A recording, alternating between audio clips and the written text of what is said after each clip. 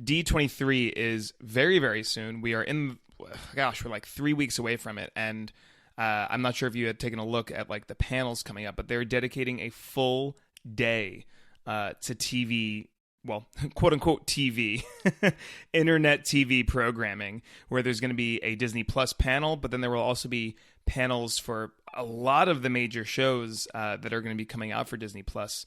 I know you're a bit of a TV buff. What are your thoughts on Disney Plus? Are you amped? Are you lukewarm? Where are you? So, I'm amped for several different reasons. I think that the price is like baller at $7 a month. I think that's very, very, very competitive. And the IP that Disney has is just obviously the year they've had. Is it $8 billion at the box office so far this year? So, Stupid money. Obviously, they have made some very smart investments over the last few years. And to see that all kind of come together in a single platform is nice as a consumer.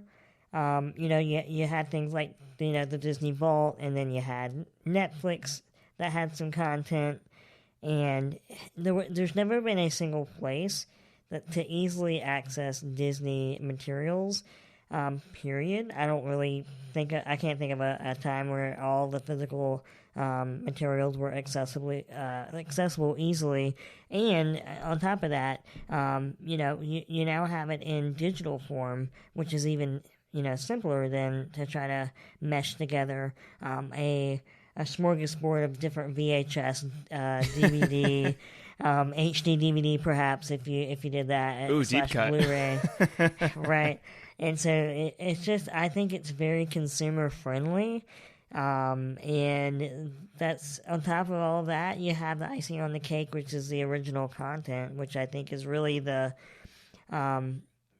main thing that all of these streaming platforms are going for as the thing that sets them apart, even though in reality Disney has so many other things that sets them apart. But, that's just, once again, the icing on the cake, that new original content that I think is going to draw people that are maybe on the fence in a little bit when I inevitably start hearing all the rave reviews on different critic sites. Yeah, just to your point about the whole, bringing new people in, it's funny because I talk to, I guess, non-Disney fans, normal people, non-Disney nerds out there, and a lot of people don't even realize that this service is coming, whereas, of course, you and me and, like, all you listeners out there that are, listening, we're all pretty in tune to the, November 12th launch date, the pricing. I'm not sure if you saw, but that pricing, the bundle now where you can get Disney Plus and Hulu and ESPN Plus for $12.99. I think that's when we're going to start getting into bringing more people in. Because yes, you're right. The original content at Disney Plus, the Marvel shows, the Star Wars, all the classics that kids and families will be happy to have on there. But once you bundle it with Hulu and ESPN Plus, like, it's almost like, to me, you're getting two streaming services. Like, for me personally, I'm just getting Disney Plus and Hulu. I'm getting ESPN Plus as a bonus, but I personally don't care that much. But I can also see people that are like, I'm going to get ESPN Plus because I care about that, and Hulu has some good shows that I like. By the way, I guess that means I get Disney Plus on top of it, and they may never have been a Star Wars fan, but then they hear, as you said, the rave reviews, most likely, of The Mandalorian, and they go, yeah, that's a $100 million show like Game of Thrones, but in the Star Wars universe. I'll buy in, and then I just think people are going to get bit by the bug really easily. Disney is making themselves a strong competitor out of the gate. Totally agree. And I think the awareness of Disney, particularly after their acquisition of Marvel, is much higher than maybe even consumers realize that they realize. There's going to come a time where, Joe off the street is going to be like, hey, I want to watch Avengers Endgame. And he's going to realize that Disney Plus is the only streaming service that offers that. And the video I was watching last night, I can't remember what YouTube channel it was on, but it was talking about how the streaming wars are really heating up in this last part of fall of 2019, and that it's really going to be shaping how consumers view content consumption for the next many, many years to come. You have Disney Plus, you have Apple TV Plus, you have the current players like Hulu, Netflix, you have Amazon Prime. You're going to have NBC, Comcast is coming out with their own. HBO Max. Yep, exactly. And what's the other one? There's one other one. CBS All Access. Yeah, exactly. So you have all of these options, and the guy who was commenting on the topic was saying, is there going to be another, a DirecTV, if you will, that is going to bring together all of these streaming services as a bundle, that kind of thing. We're kind of getting to that territory now.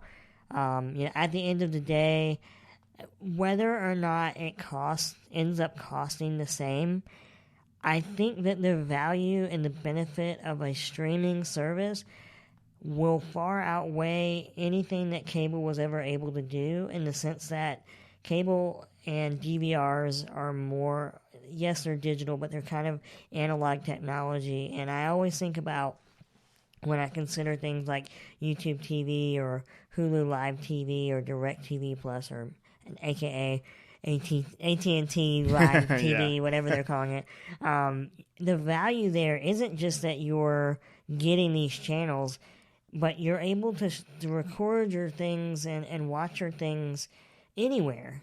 You record something and it gets stored in the cloud, and you're able to enjoy that content, not just literally anywhere geographically, but anywhere as far as your devices go. And I think that's a huge value add that people oftentimes overlook, in the fact that, it might end up being like the same price, but look, you're not confined to your living room anymore if you want to watch your favorite show. You know what I mean? Well, I mean, you're not only that, because I do agree with that. I think that the device aspect is huge, like something I know about Apple TV Plus, and I think they've said this about Disney Plus too, is that you will be able to have completely offline viewing, that you can download episodes of shows or movies or whatever to your device, which Netflix does to a certain extent, but not to the extent that we're assuming that these other streaming services are going to be doing it. It's not like every bit of content of Netflix can do that.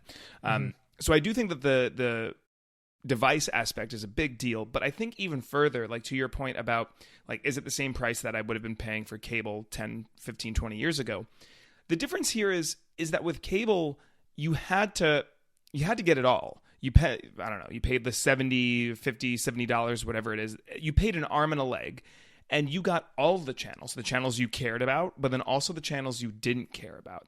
And that took the money and it kind of spread it out across, however many hundreds of channels that there were. The difference now I see is that you get to pick and choose. You can say, hey, I'm a big Disney fan. I love Star Wars. I love the classics, whatever. I'm going to pay my $12.99.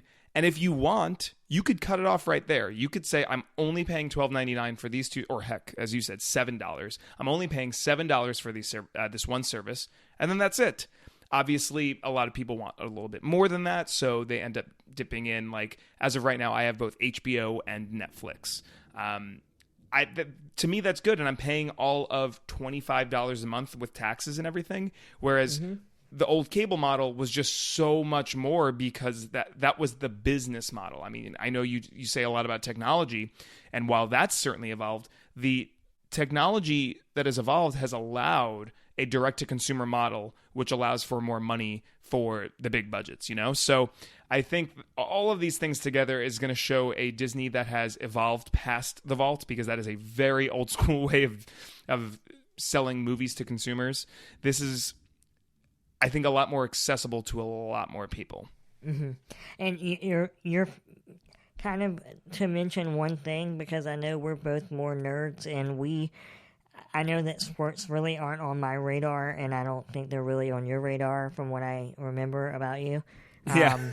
But I think a huge, huge thing that keeps people back, and that has kept these things lower price, is the sports packages and the sports that are being broadcast. And even those are starting to kind of be chiseled away at now. And that is a good thing, but it's also a concern, and I think that's something that they brought up in that video I was watching, as far as the price of these things kind of going up, bit by bit, as these huge crowds of fans. That is kind of what I know that's what keeps a lot of people I know that are anchored on cable and satellite still. It's because of the sports. So just wanted to throw that out there. Like, that's not lost on me, to think about that needs to evolve as well. And I hope that it doesn't hurt the people that don't care about those things, in making it more expensive overall for folks that, want to kind of keep it separate. I wanted to interrupt quickly for you listeners at home.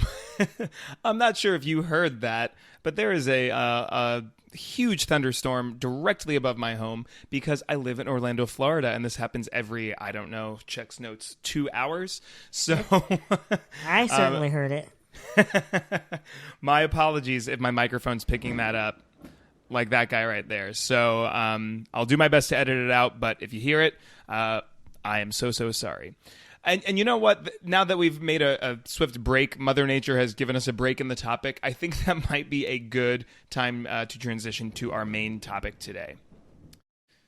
Sup Nerds? Well, this has been an episode that I've been looking forward to for a very long time. If you've been a listener of the show for a while, or even if you haven't, I want you to know something. My goal with this show is to give perspective to those Diz fans that may not have certain perspectives. I've done episodes about anxiety while visiting Walt Disney World. We did an episode about autism awareness, one about Disney's conservation efforts. So I try to veer away from just the movies and just the theme parks a little every now and then, just because I think it's important that we all broaden our horizons a little bit more and hopefully learn from one another.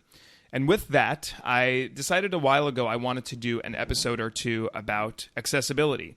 It's something that I'm very passionate about. I have a lot of friends that have accessibility needs. And in my eyes, and something I've always been taught, is that accessibility is for everybody. It is very diverse, and there are lots of different accessibility needs. But if we strive for better accessibility, everyone benefits. So I wanted to talk a little bit about Disney, the Disney experience in regards to accessibility. To do that, I wanted to invite a good friend of mine who is very familiar with this. We've known each other for over 10 years now. 10 years? Mm-hmm. This has been a long time coming. He goes by @WSig on Twitter and Instagram. My good friend, Will Sigmon. Will, how you doing? I'm great. Thank you for having me. As I said, I've been looking forward to this for a while. You are a podcaster as well, so I know that we've both been itching to find an excuse to do an episode, and I think this is a really exciting one. Yeah, man. I consider myself at this point, I guess, a retired podcaster in a sense, or currently retired. You've brought me out of retirement temporarily for this episode, and I was telling you before the show, I had to I just made a move back in March, and I had to pull out all of my old gear that I had set up in my old office, and I can't believe it, but I was able to find every single piece of equipment that I needed with my, quote, good mic. I was concerned that I might have to end up using one of my lower-end mics, but I found everything I needed, so glad I was able to do that and not make you wait like 3 hours while I tried to cobble everything together. You hear that, listeners? Only the best for you. Only the best guests. Well, before we start diving into accessibility, I want to talk a little bit about, your Disney background. Obviously, we've talked about Disney Plus and your excitement for it and my excitement. But in general, I mean, I've known you for a while, but how long have you been a Disney fan, be it through the parks, the company, the movies, whatever? So I think that I speak for a lot of American kids who were brought up with some kind of media awareness that I've been a fan of the brand itself for as long as I can remember. And I think that, as a child of the 80s, I was kind of brought into a world right as Disney was entering their Renaissance period, as they so call it. So a lot of those movies that were in that time period were staple childhood nostalgic memories for me. I was thinking about this question that, I would say from very, very small. So I was born in 1987, and I think Little Mermaid came out in 89. And then, following that, you have Aladdin and The Lion King and Beauty and the Beast and yada, yada, yada. And so, They had one heck of a run. Yeah, exactly. And I feel like I was born like right when that run started. And I've always been a fan of Disney. So as far as the actual company itself, as I got older, I remember feeling around my late teenage years when I went into college, like, I guess I became more aware that certain people were passionate about certain things, and I don't know that I really felt like I had that growing up, per se.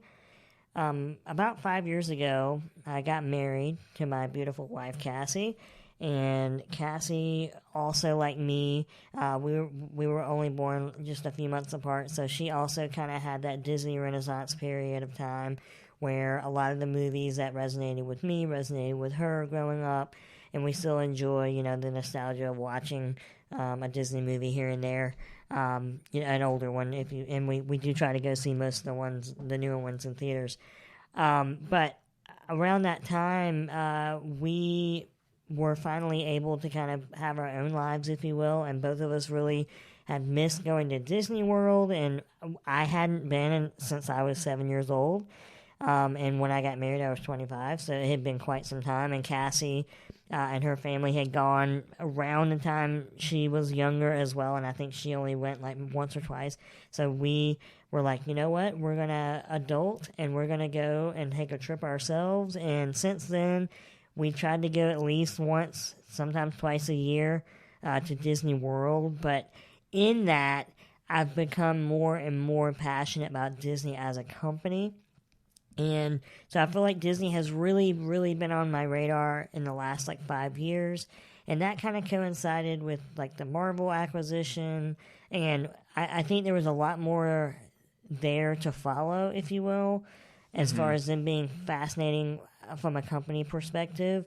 And one thing that I always really, really am focused on and pride my own self on is customer experience and just customer satisfaction.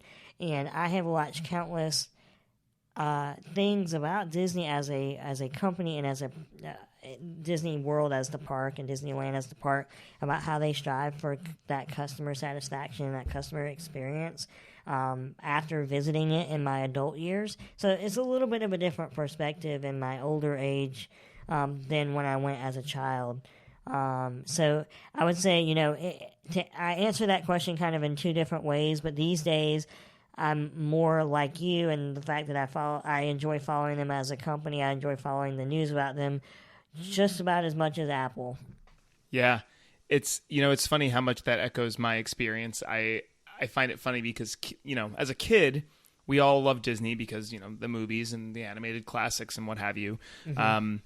So then as I grow up and I see, I visit Walt Disney World enough times as a kid and then a teenager and stuff. As a teenager, that's when I started getting into technology, and I was just fascinated by Disney World and how they used technology to tell a story. That's also when I got into film really hardcore.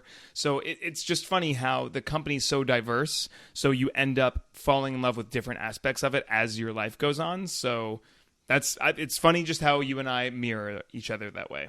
Yeah, that's awesome. So tell us a bit more about yourself. All I've said so far is that this is a show about accessibility, but what accessibility needs do you personally have on a daily basis? Sure. So I have a form of dwarfism called kinesthesia. And if you don't know anything about dwarfism, just turn on TLC and you find about 5 shows about it. And I'm actually friends with one of the people that have a show. Oh, really? On there. That's I am, awesome. Yeah. But so that goes to say that I'm 4 feet tall. And so I have certain height restrictions that I have to think about and consider on a daily basis, and especially when you're talking about a theme park in particular, that comes up. And so that's something that has always been on my radar, particularly when you're younger and you don't really understand as much as you do when you're an adult, of having those experiences that your friends are maybe able to have, or that kind of thing. So that's always been in, the back of my mind. But day to day, it doesn't really affect me too much. I tailor things to my needs for the most part. When we moved into our current house, I had a couple of modifications done.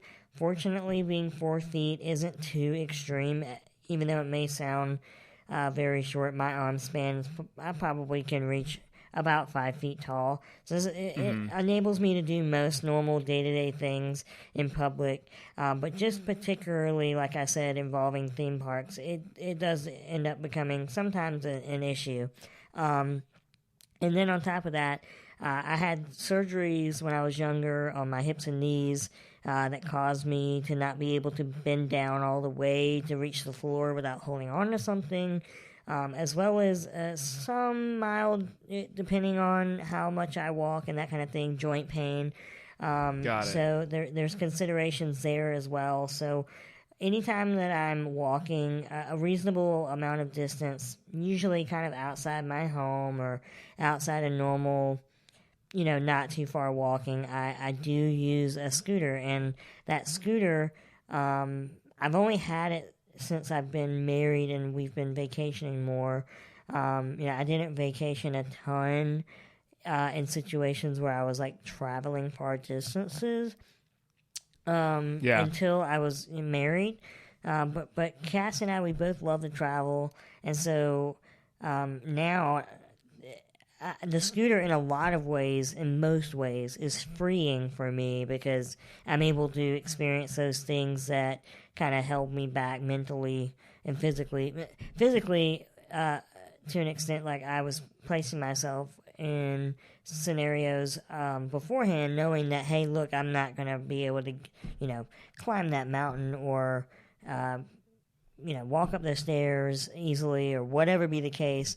That kind of thing. So, I had to kind of mentally prepare about whatever we're doing, but now the scooter kind of allows me to do more things, and I don't have to consider things quite as much as I used to, even though I still do, which is, the impetus of this episode in general. Yeah, I mean, I think about myself personally. When I go to Disney, I mean, I was just at, where were we? We were at Universal a couple of weeks ago. And with the heat, we walked from the parking deck through City Walk. We walked through City Walk to Islands of Adventure. Then from Islands of Adventure all the way back to try to ride Haggard's Magical Creature Motorbike Adventure. And I mean, that was a lot of walking for us. And we're, I'm 5'10". Caitlin's about like 5'5". So I can imagine, that's the thing, I can only imagine, I guess, as you said, that's the whole point of this, is that I have no context for what any of that is like. So you, for example, say like daily life, that if you have to walk X amount of, meters or whatever, multiply that by however much when you start factoring an entire theme park. Like I think about like Epcot, that's a marathon, that place. So and don't forget to multiply it by at least 2, because my legs, my limbs are shorter than your limbs. So not only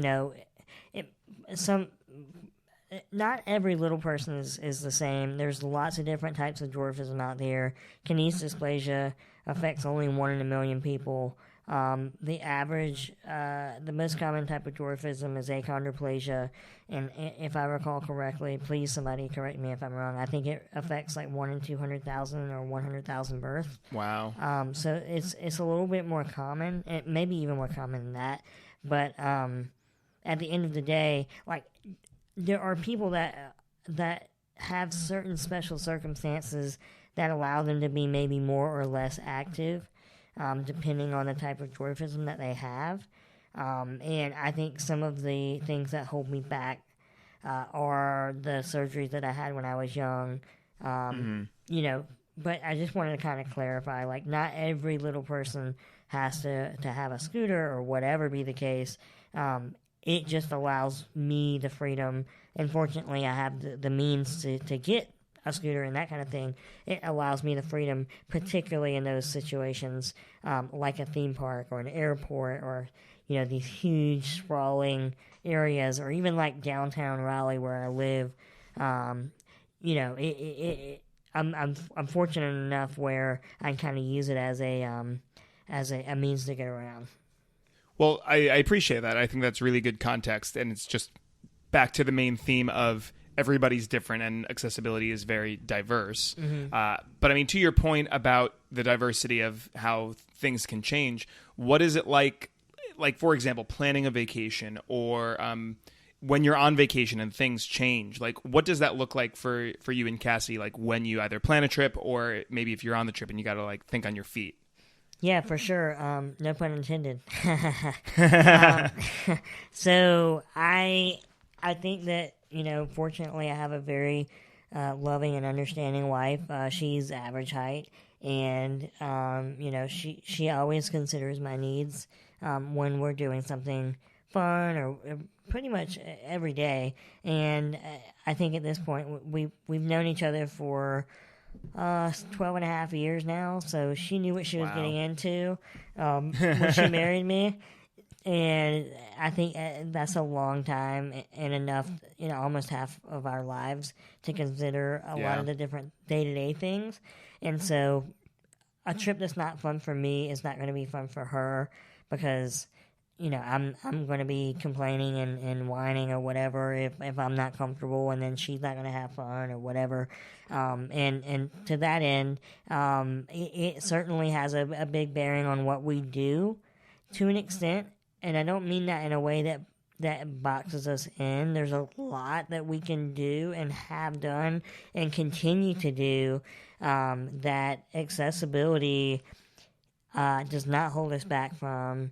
And I would say the two main things we love doing, truly, vacation-wise, are going to Disney and also cruising. We love Royal Caribbean in particular, but those are two vacations you can take. And not to give away any spoilers, but like Disney is super accommodating for the most part. And those are two vacations that we can take and have taken. That we know when we go and we step on a ship or we step inside the parks, we're not going to have to worry about pretty much most of the stuff that we would have to consider if we did some kind of like cobbled together European backpacking situation. You know what I mean? So that kind of is a huge consideration in one sense, but in another sense, it's like we can go experience the same things in different ways every time we visit Disney. And I think, obviously, if you couldn't do that, why would people go to Disney World more than one time? And then also, like, Royal Caribbean, who's, like, our preferred cruise line, they're always coming out with new ships. And every time they come out with a new ship with better technology and that kind of thing, there's more and more and more consideration for accessibility. And that's something that I really, really appreciate as a customer.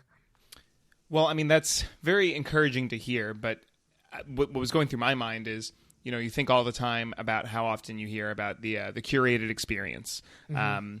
A friend of mine is a tour guide for Adventures by Disney, and like the whole point of that program is to curate, like you said, like a European backpacking trip. The whole point of that program is to have somebody else consider the things that you wouldn't consider being, just an average Joe or Jane that's going on this trip. So that's perspective on that whole curation idea that I've never considered before. But on that note, I would ask, like, where do you think Disney excels? You say that Disney's very accommodating. What are some of the specifics of that? Where do you think that they do really well in that department? That's a great question, and I would like to take a moment to compare and contrast with Universal, if I may. Is that okay? That's more than okay, sure. So, we visited Universal, both parks, I want to say like 2 years ago. Okay. And Disney, that was only one time in both Islands of Adventure and then one time in regular Universal Studios. Yep, Studios, yeah. And then, we've been to Disney before and after that. And I would say Disney super excels in something that maybe you haven't considered or a lot of people might not consider is that Disney's focus on kids maybe a little bit more also helps people that are shorter. So any kind of thrill ride at Disney, I can ride. There's never been a ride that I can't ride because of a height restriction at Disney. And that is something that I absolutely in my adult life adore and I think is great because I enjoy the thrill rides probably the most. Like, I get anxious about riding them up until the time that I'm on them. And and then I ride them and I'm like, man, that was fun. And I feel like that is kind of, people go to Disney for different reasons. And as far as height restrictions go, it is very, very, very rare that it's a height restriction, at least for somebody who's 48 inches tall, is going to experience any kind of, you can't ride this ride. Versus Universal, there were several rides where I couldn't ride it because of my height. And so, well, I mean, that just to use that language, something I've never considered. There's a reason it's height restriction and not child restriction. Yeah. Like that it is truly simply about height, regardless of whoever you might be it a kid or whatever. Yep. And so therefore when I hear of new rides, like I haven't had a chance to ride Slinky Dog Dash. I'm very excited to ride that ride, but I would assume that I don't have a height restriction on that. And that assumption comes from the fact that I didn't have a height restriction on Seven Dwarfs Mine Train.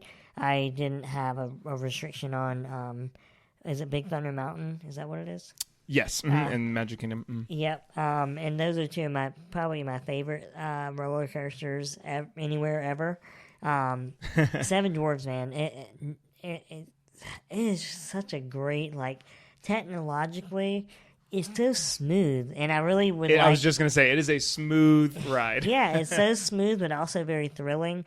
And one thing that I think I had wished that I had an excuse height-wise to get out of, but did not, is the ride in Animal Kingdom. What's that called? With Expedition the Yeti? Everest? Yeah, Expedition Everest. Mm-hmm. And Cassie, she's a big thrill ride girl, and so I was very, anxious to ride that one. And I would say that's probably the most, maybe, I think Seven Dwarfs has more overall thrills, but that particular ride, it has it, maybe not as many, but they're more concentrated. They're big. they're much bigger. And so for me to be able to ride that, and not just ride it, but ride it comfortably, it's really a big deal for me. Like, I really, really, really appreciate being able to experience that type of thrill, just like I was any other average size person. And so, those three that I just mentioned, they're my favorite roller coasters that I've ever ridden, because they're comfortable for me, and they seem to take into consideration, particularly if I remember, and I can't remember on Expedition Everest, but definitely on Seven Dwarfs Mine Train, when the overhead comes down and you're put in a situation where you have to kind of push down the piece, the safety check. It clicks, and it's multiple clicks, and so it kind of takes into account all types of body types. And I don't think most people realize that, but that's a really big deal, because I don't have to strain my neck weird or have some kind of really super tight thing pinching a part of my body that is very uncomfortable for the whole ride, and much less going to sling me around and make it more uncomfortable for parts of the ride versus others with the centrifugal force.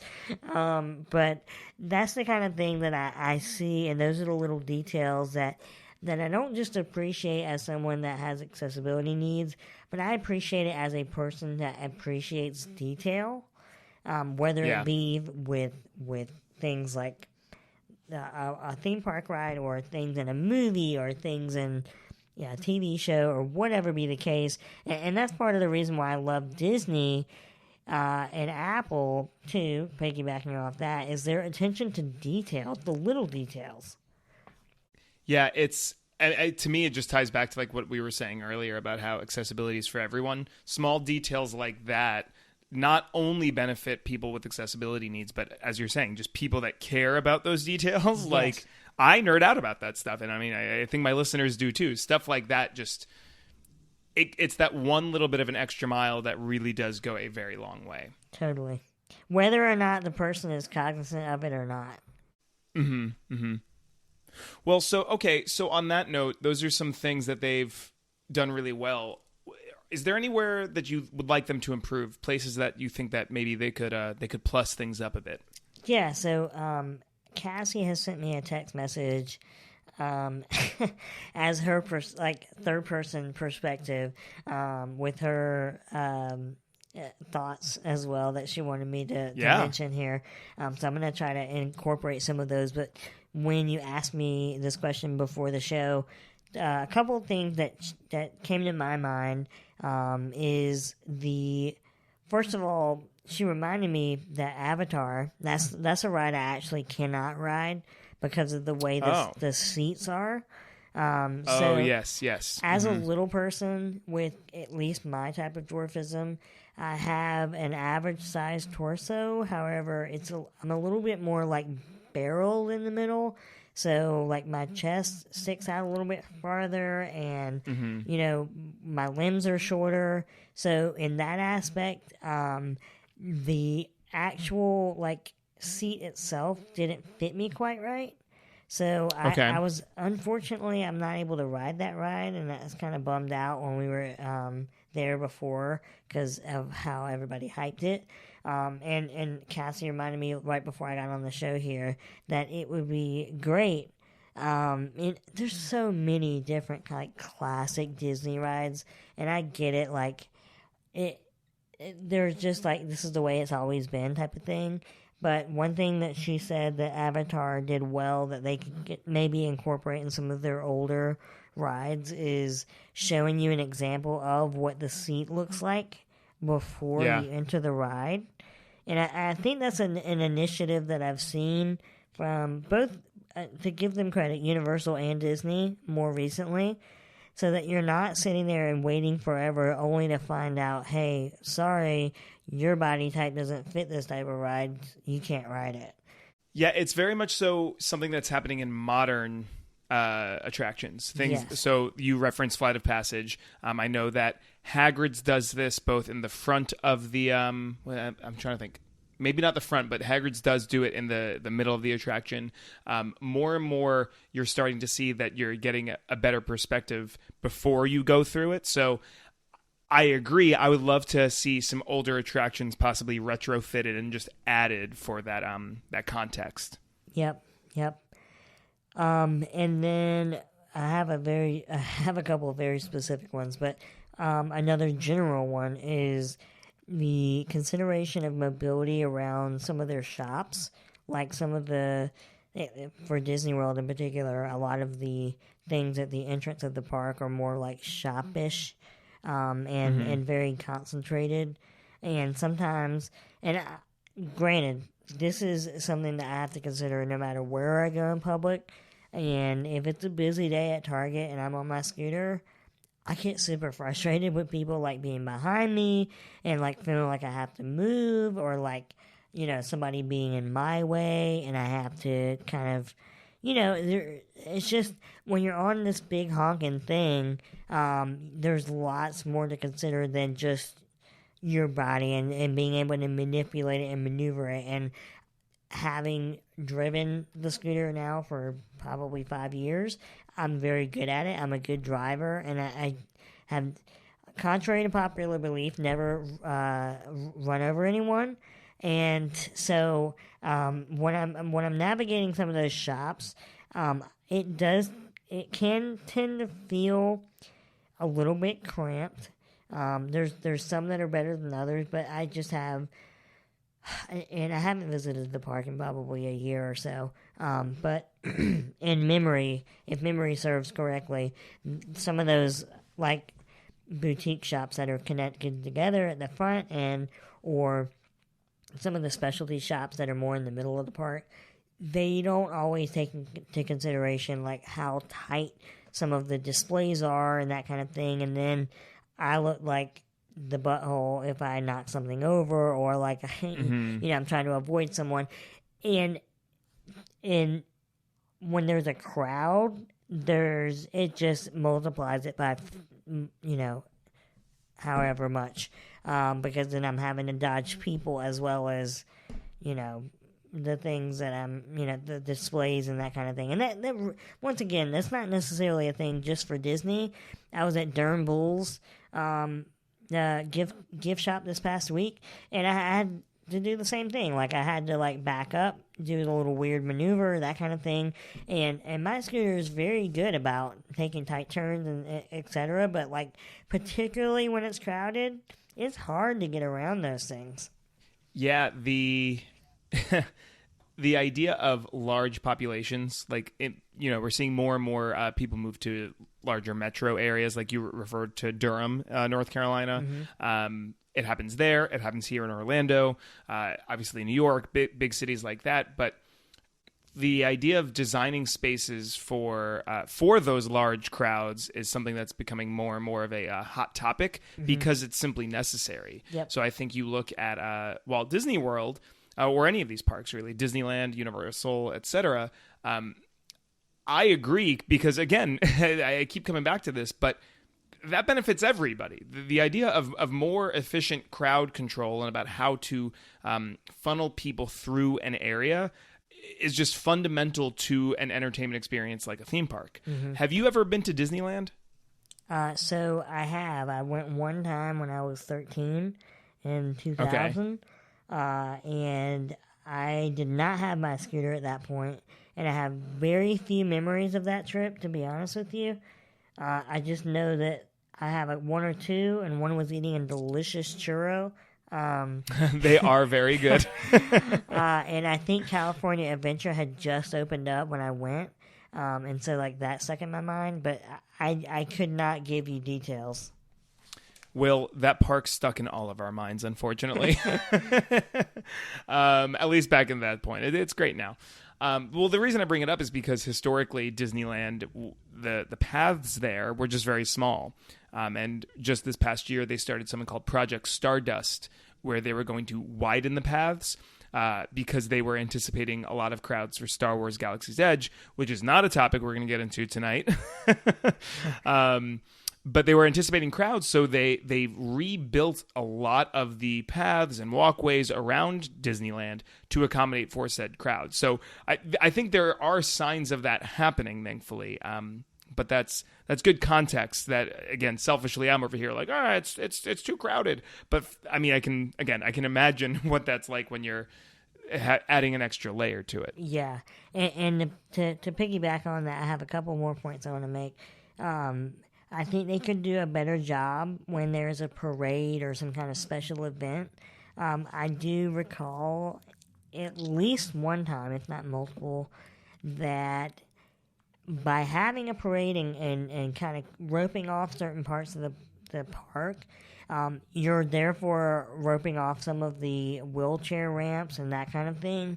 And so it can take a very long time to try to get where you're going, if it's not, efficiently done. So I don't know, how to best solution that, but that's just something I remember. There was one time where we were near the President's Hall, and it was like, what's it called? What's that part of the park called? Liberty Square. Yeah, Liberty Square. In particular, like, it was super roped off. And it was just, I had to go like all the way back through the castle and blah, blah, blah to get to the other side of Liberty Square. And it was just a little bit frustrating because, oh man, and don't even get me started. When someone blocks a wheelchair ramp, oh my gosh, in downtown Raleigh, when I'm at near either before, during, or after work, I just want to absolutely go off. And there's not a lot of things that make me want to go off because I'm a pretty nice guy. But I think you're pretty level-headed. Yeah, I thank you. I like to think that I am. But man, when that happens, I just, not just for myself, but like I feel like I'm just being like a dad to all the other people that, have accessibility needs. Like, dude, don't block the ramp. I don't, like... I get it. It's just rude. It's rude and like inconsiderate. It is inconsiderate, and I get it. Like, not everybody knows what they're doing per se, but man alive, you should know better. If you're old enough to drive a car, you should know better than that. But I digress. Disney maybe could do a little bit better in considering those things. I don't know what a great solution would be, but that's just another example of what I've experienced. But the most specific example that I have, and the funniest thing happened right before the podcast. Cassie gave me this exact specific example, and I was like, Cassie, I already have it written down in the show notes. Don't worry. I'm going to bring it up. Is the fact that Space Mountain, one of the main thrill rides of the of Disney World. The most popular theme park on Earth. Yeah, exactly. They have a very decrepit old system of getting you to the ride. I don't know if it has to do with the fact that it's indoors or whatever be the case, but they will not let me ride my scooter up to the ride where you get into the ride. Like the load area, yeah. Yeah, exactly. And so it is literally the only ride that is like that, which is why it makes it stand out so much. Every other ride lets you ride your scooter very, very near the entrance, and typically what they have you do, just as like a secret pro tip, is they actually have you go to the exit and then enter into the ride that way. If it's something cool like Big Thunder Mountain, or at least with like Seven Dwarfs, you still have to like wait in line like a plebe, but you do get to ride your scooter like electronic thing. So one thing that as a pusher of me sometimes, Cassie, has to experience in an actual wheelchair, they call it a transfer, and sometimes there's a cast member helping, but sometimes it's just Cassie pushing me. They or she have to push me in a manual wheelchair all the way up this long hill of a ride because it's a downward going ride, and then on the way back down it's a conveyor belt, and Cassie always gets like freaked out that she's gonna let go of me and I'm gonna like runaway wheelchair careen on her. Down Yeah, and it's very awkward, but yet Space Mountain is so great that we never like want to skip it. So that's something that they could do better, is just figure out what to do there. But that ride's been around, 30 years now? Probably more, 77. Wow, okay. So yeah, more than 30 years. And that, funny enough you say that, I think that's probably the reason, because they have not done a ton. The queue in there, I think, was touched in the 80s, 90s. But like outside of that, it's been a very long time. So that's probably why, not to say that's an excuse, right? But that's something that they should definitely revisit, because man, that's not great. No, it's not, and I don't think it would be as much of an issue if it wasn't uphill, and really, honestly, downhill, because not only do you have to exert more force going up, but then she's got to worry about me, like I said, running away if she accidentally lets go of me. I only have so much control in a wheelchair, particularly like a regular sized one, because my arms are a little bit shorter. So that's just something, it's like almost a ride within a ride. You get to experience the anxiety of going up and coming back down again after you experience the anxiety of the actual ride itself. The Imagineers, they really do think of everything, Will. They really do. So those were the specific examples that I can think of. But that's all to say that all in all, and I said it at the top of the show, Disney doesn't fantastic job of considering the two accessibility needs that I personally have, and that's what keeps me coming back time and time again. On top of all the other things that I see them doing as a company, they really do, and all in all, do a really phenomenal job. Well, I mean, that's fantastic to hear. I'm happy to say that it doesn't surprise me a terrible amount. Yeah. But as a former cast member, I am a firm believer that the magic at Disney is truly made by the people that work there. Totally. By the frontline cast members every single day that are there, as we would always say, making magic. So my question for you in that regard is, can you think of a time in which you've had an accessibility need where a cast member has gone above and beyond for you, where you really felt like they went that extra step for you? I can, and it's funny, once again, Cassie actually wrote this in her notes as well. And the particular one is on one of my favorite roller coasters, the Thunder Mountain Railroad. Is it Big Thunder Mountain? Big Thunder. Big Thunder Mountain Big Railroad. Thunder Mountain Railroad. One of my favorite roller coasters. May not be as smooth as Seven Dwarfs, but certainly like a classic, not too thrilling, but like not too babyish roller coaster. And if you're not familiar with the ride, or maybe you're familiar with it, but you never even realized, you get off on a different part of the ride that you get on. And so one time I had a cast member, and it's funny, ever since he did it, like they have a terminology, and it's called a round trip. And I've like specifically asked for it a couple times, and sometimes I get it and sometimes I don't. But the first time that it ever happened to me, I would say that Big Thunder Mountain is one of the best accessibility rides because I can ride my scooter up through the exit and not have to walk terribly far before I'm like right there at the ride. I don't have to wait in line for there. Now, I will say this. If there is a line, they do give you kind of like a little piece of paper that says come back in XYZ time, which is a little bit nicer than waiting in line. Don't get me wrong, but I mean, like, I'm still doing my time. Like, I'm still waiting. Well, I mean, shout out and throwback to a previous episode of mine where my friend Elle came on to talk about autism awareness, and I think it's the GAC guest access card that can vary depending upon whatever needs you might have. And she always pointed out throughout the episode, like, it is effectively the same as you waiting in line,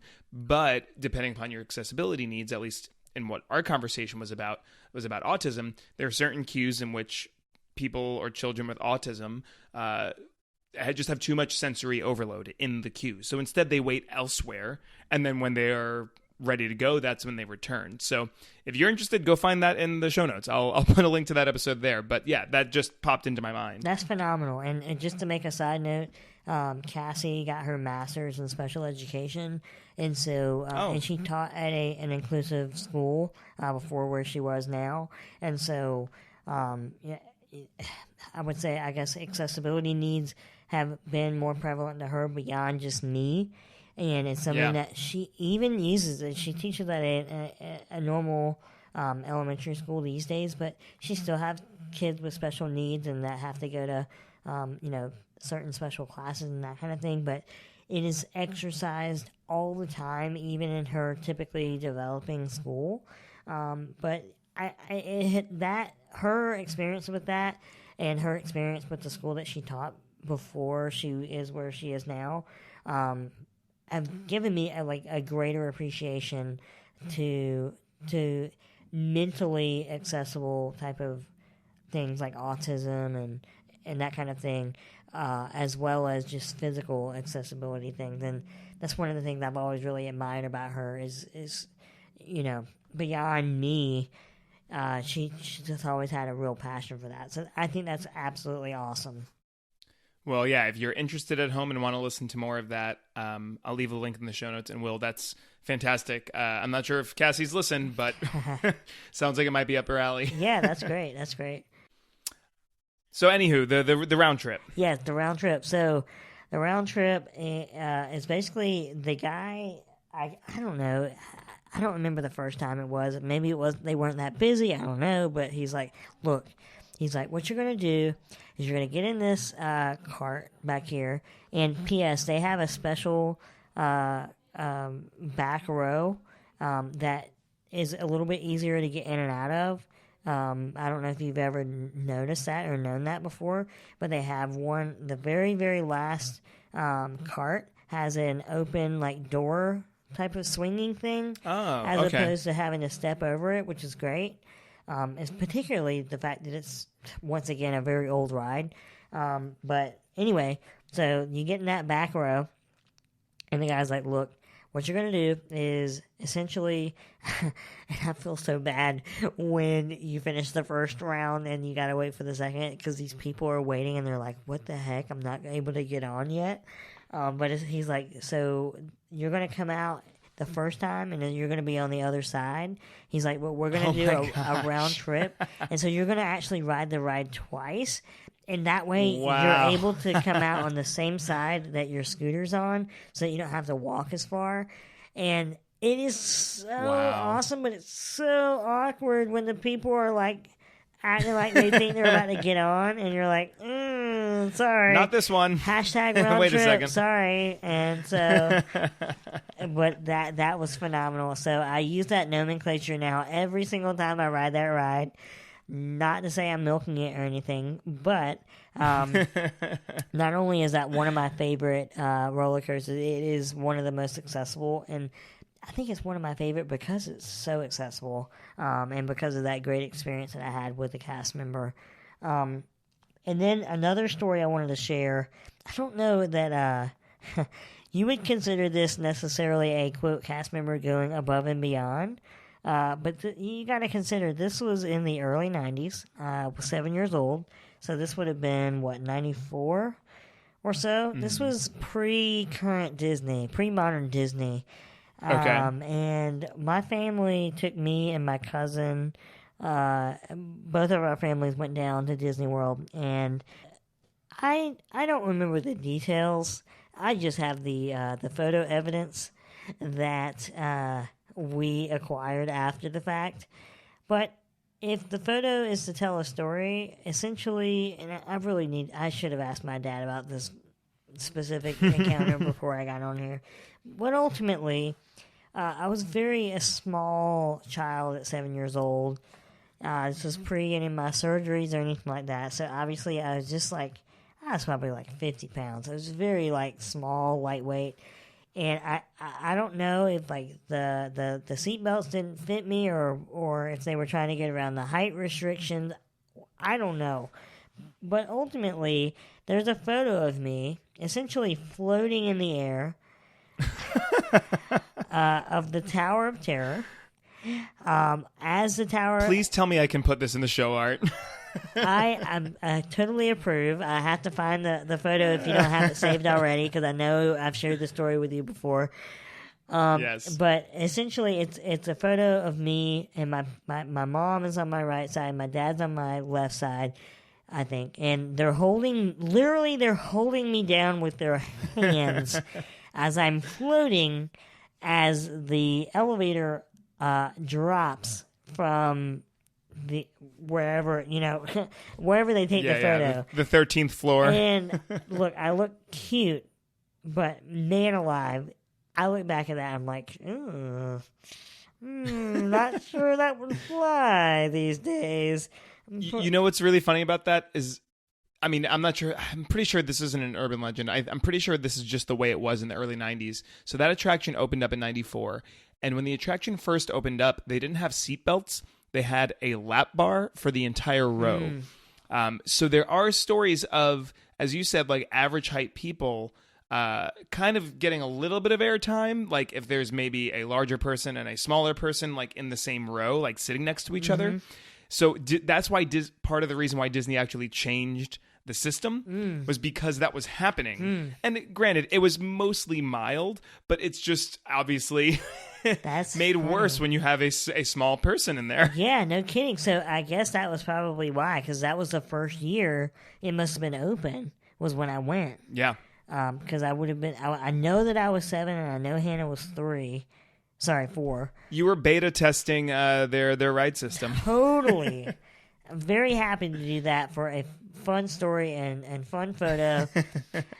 Barring that I was not killed, I'm very glad for that as well. We're very happy you're here with us today. Thank you. But I wanted to find a way to incorporate that story into this podcast because it is so good. And I mostly, you know how you have some memories that you kind of fabricate? Like, I don't really remember that happening. I just know that the photo exists. And so I kind of made the story based off the photo. But, I mean, dude, a photo is evidence. Like, a photo is a photo. So feel free to use that as the album artwork if you feel like that would be helpful.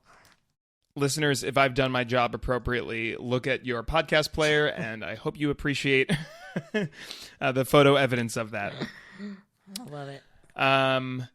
So I don't want to keep you too much longer. I just have one more question for you. Yeah. In terms of, I know you said that you're a tech head, and I certainly know that. Most of my listeners out there probably don't, but you and I are both techie people. Mm-hmm. So I'd be remiss if I didn't ask, is there tech that you found, like outside of your scooter, of course, that has been useful to you when you come to Disney?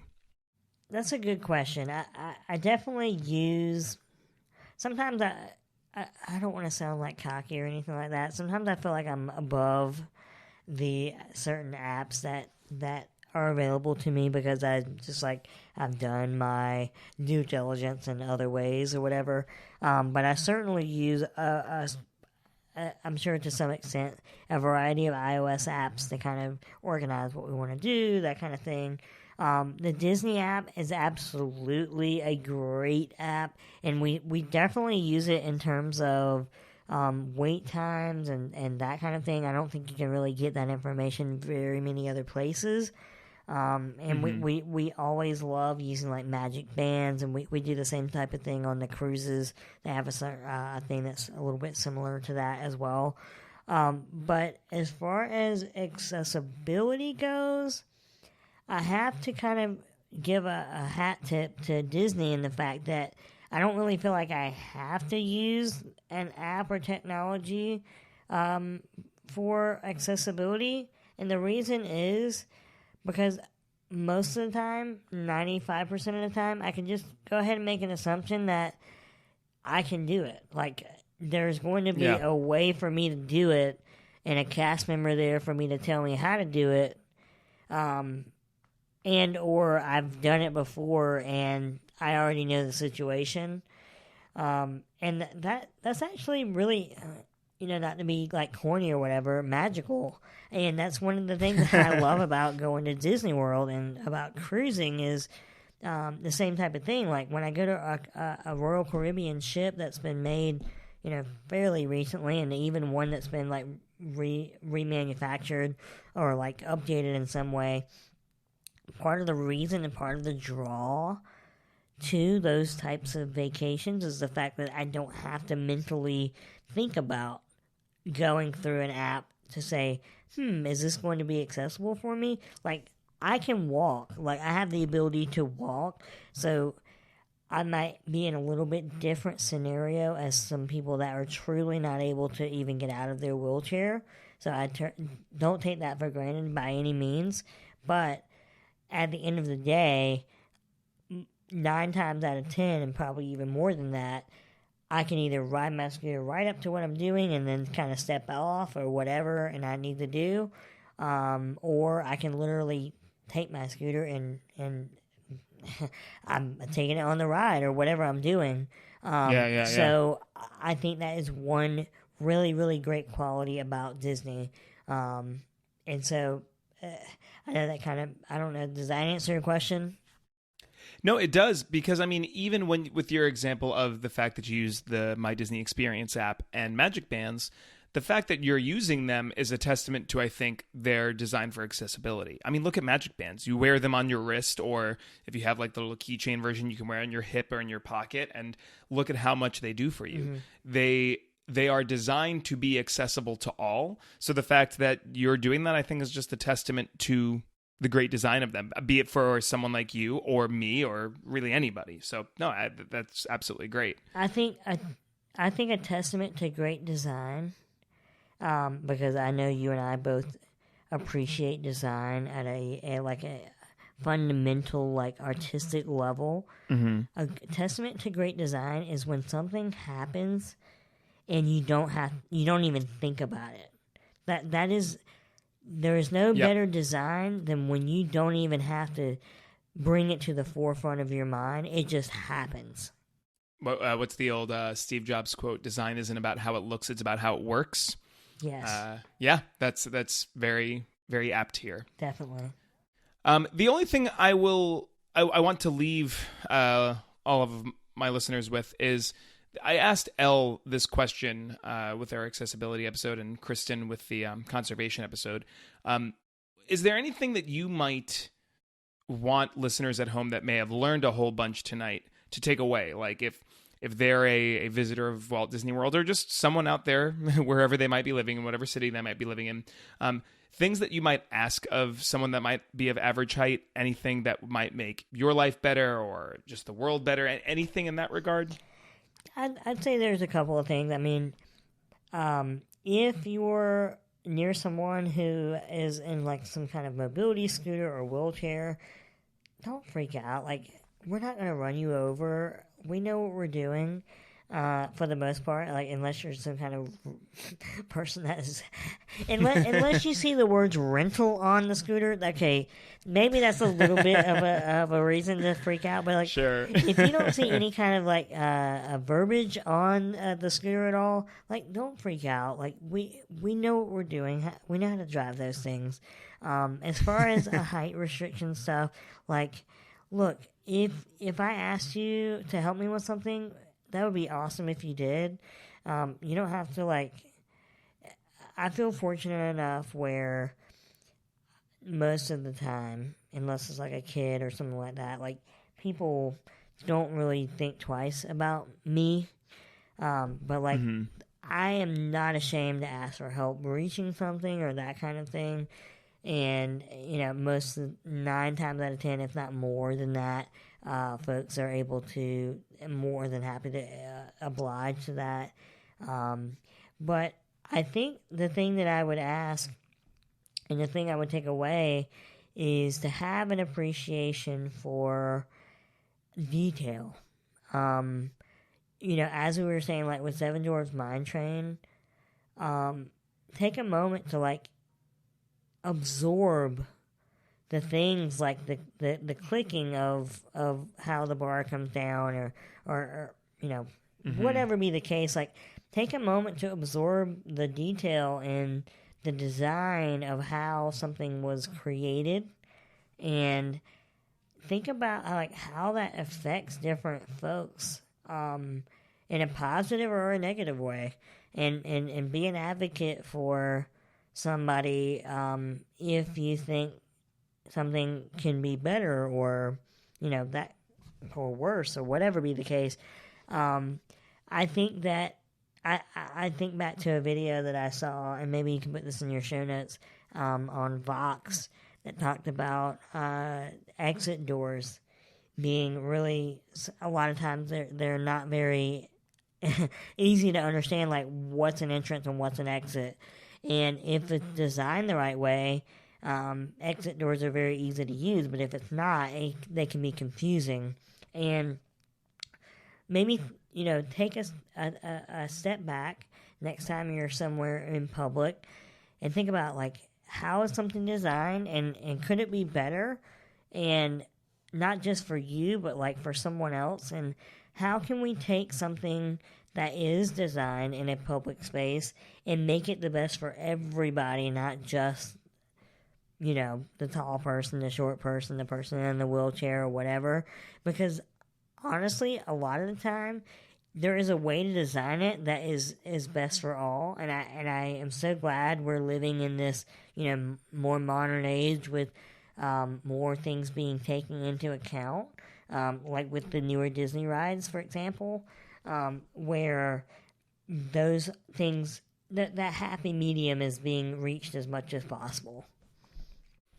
Yeah, the idea, I mean, just to your point of the idea of progressing past where we were I feel like things like this, or again, some of these other conversations that I've had on the show before, were never even part of the conversation. It was just, well, we're just going to design it the way we're going to design it, and we're not going to think about XYZ. So the idea that we, as a people, are coming together and saying, no, we can do better, and we will do better. It's very hopeful. So thank you for that. Absolutely, yeah. And I mean, in Disney, man, they're so on point with this type of thing, and they're so on point with customer experience and customer service, that I have very high hopes that the things that they're continuing to do, like the new thing, look, I wouldn't think twice about, can I visit Galaxy's Edge? Because I know it's going to be accessible. I know that the type of detail that they put something in to that new part of the park, there's probably going to be no stone left unturned. But maybe taking a chance and going back and looking at some of those older rides, like what we talked about, that might be nice for them to do as well. Well, this is a really good way to end the show with a teaser for future episodes. But I went to Galaxy's Edge this past weekend, and it was incredible. I'll have plenty of words to say about it, but I can tell you, I did think of you when I was there, because I was noticing, for example, ramps. Everything is accessible via ramp. There might also be stairs to get to that same area, but I always noticed there was always a way to get in, and the walkways are wide and the doorways are very wide. So you're right. That's something to look forward to. Awesome. Maybe when I visit Galaxy's Edge myself, hopefully relatively soon, I can come up with some kind of a costume, if you will, for my scooter to make it look like I'm driving some kind of hovercraft or something like that from Star Wars. I am here for this. I will support you. What do you need? Love it. Love it. Well, Will, where can everyone find you if they want to follow you on social media? So my two public accounts, you can follow me on Twitter at WSIG, as well as Instagram at WSIG. I try to keep my Twitter stuff about more technology and just, funny everyday stuff. And then my Instagram's a little bit more personal. However, I will share some more like general interest stuff every now and then on there. So yeah, that's where you can find me. Well, I will put those links in the show notes. So if you are looking to follow Will, I can tell you from personal testament, his Twitter account is very active with lots of tech stuff. So if you're looking for tech info, my man Will is the place to go. Now, if you have enjoyed this episode, and if you've been a listener for a while, or if maybe this is your first episode listening and joining us in here on the show, I would love to get your feedback. I want to know what I'm doing well, what would you like to hear more of, maybe some things that you'd like to see plussed up and improved. So I would love for you to leave an iTunes review. That really does a lot to help more people find the show and helps me out quite a bit. So if you can leave an iTunes review, well, first I should say, if you do leave an iTunes review, go ahead and take a screen cap of that and send that to me on social media. I'm at Average Diz Nerd on Twitter, Facebook, Instagram, all those places. Find me there, or you can email me averagediznerd@gmail.com. Shoot me that screen cap, because I'm not sure if you've seen, Will, you've seen the stickers, right? You've probably got a few at this point. I have seen the stickers. I have not received any. Oh, well, I'm going to rectify that right now. I created stickers for the show. I've got two variants, a Pride version, as well as the classic one that you're probably looking at your podcast player right now. If you leave a review on iTunes, I would love to send you some Average Diz Nerd merch. So go ahead, leave a review, take a screen cap and send it to me, and I will get you a sticker ASAP. They're really sweet. I will say that. Like, I've been dying to get mine. You've been very patient, and I promise. It's funny. I've mailed out more to people I don't know than my friends, so maybe that says a lot about me. That's okay. Don't worry about it. I've moved. There's different situations that have happened. I forgive you. We've known each other for a long time. I know where you live. I know your family, so... Perfect. I will go get the envelopes right now. All right.